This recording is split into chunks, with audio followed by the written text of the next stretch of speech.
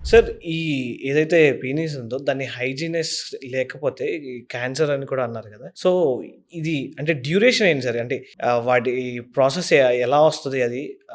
ఎంత ఈజీగా ఇన్ఫెక్ట్ అవుతది అనేది క్లారిటీ కావాలి. అంటే ఇక్కడ పెనెల్ క్యాన్సర్స్ అనేవి ఓన్లీ సర్కంసిషన్ చేయించుకున్న వాళ్ళకి రావు అని కాదు. బట్ ఛాన్సెస్ అనేవి తక్కువ ఉంటాయి. అయితే ఇంకొకటి కూడా ఏంటి అంటే నేను చాలా మందికి చెప్తూ ఉంటాను. పెనెల్ క్యాన్సర్స్ రావద్దు అని సర్కంసిషన్ చేయించుకోవడం కాదు. ఫస్ట్ ఆఫ్ ఆల్ ఆ ఏరియాలో సర్కంసిషన్ వల్ల అడ్వాంటేజెస్ ఉందని తెలుసుకోవాలి. ఇప్పుడు మనము సుంతి ఆపరేషన్ చేసామనుకోండి పైన చర్మం ఉండదు. చర్మం లేకపోవడం వల్ల ఏమవుతుంది? ఆ గ్లాండ్స్ ఏదైతే ఉందో హెడ్ భాగం మీద చర్మం ఉండకపోయేసరికి స్మెగ్మా అనేది ఫామ్ అవ్వకుండా ఉంటుంది. సో ఈ స్మెగ్మా ఏంటి అంటే ఒక తెల్లటి జిగురు లాంటి పదార్థము మనకు స్వెట్ ఎట్లయితే ఉంటుందో ఆ ఏరియాలో కూడా స్వెట్ లాంటిది, డెబ్రిస్ లాంటిది, డెడ్ టిష్యూ లాంటిది ఓకే. బయటకొస్తుంటుంది. అది మనం వెనక్కి అనుకుని క్లీన్ చేసుకోవాలి. అలా క్లీన్ చేసుకోకుండా అలాగే స్మెగ్మాని పెట్టుకున్నాం అనుకోండి, దురదలు రావడము, అన్‌హైజీనిక్ అక్కడ మాయిశ్చర్ డెవలప్ అవ్వడము, స్లోగా బ్యాక్టీరియాస్, వైరస్‌లు అటాక్ కావడము, అట్లా పెనిల్ క్యాన్సర్స్ వచ్చే అవకాశాలుంటాయి. ఓకే. అదే ఒకవేళ సుంతి చేయించుకున్నాం అనుకోండి, ఈ స్మెగ్మా అనేది ఫార్మ్ అవ్వకుండా ఉంటుంది.